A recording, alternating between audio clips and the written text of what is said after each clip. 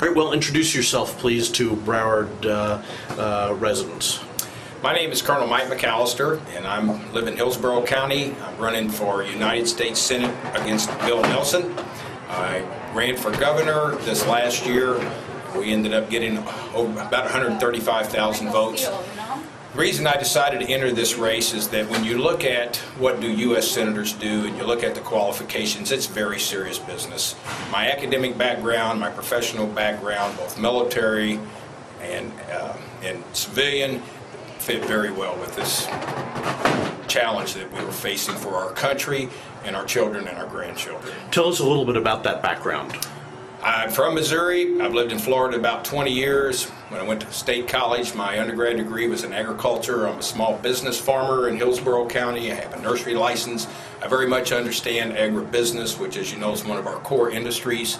I then did the Command and General Staff College for the military to make lieutenant colonel. After that, I studied the War College, which required a federal government top secret clearance, and you study how the United States operates globally, how the Executive Office of the President, ambassador teams, foreign policy, national security, national defense, force integration. And also I have a doctorate in business management with a global focus. I've taught many MBA courses and chaired many theses studying the global economy and outsourcing and offshoring. And obviously we're going to have to do a better job going forward competing in this global competition.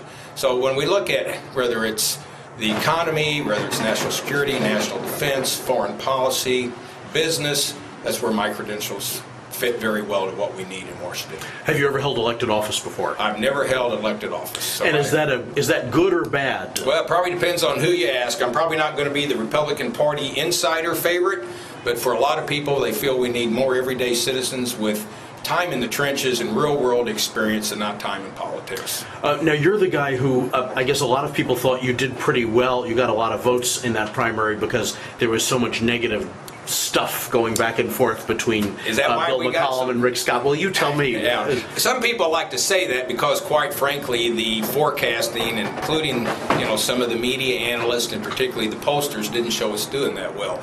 But when you look at the data, and I have a doctorate degree and we study data, we did extremely well in the counties we went. We had 10 to 12% statewide, but where I didn't go, we had 0 or 1%. In some places where we went, we had as high as 30%. So what we found was that the product was what the public was looking for.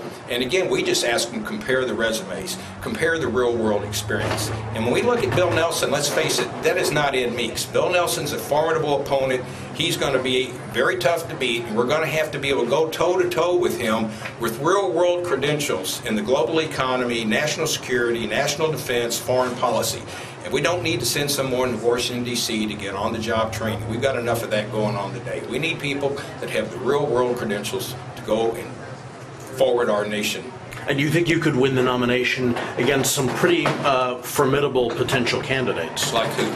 Well, Senator Haradopoulos, possibly Senator Lemieux. I think, to me, I'm not going to put a value on them. I don't see anybody in this race as formidable.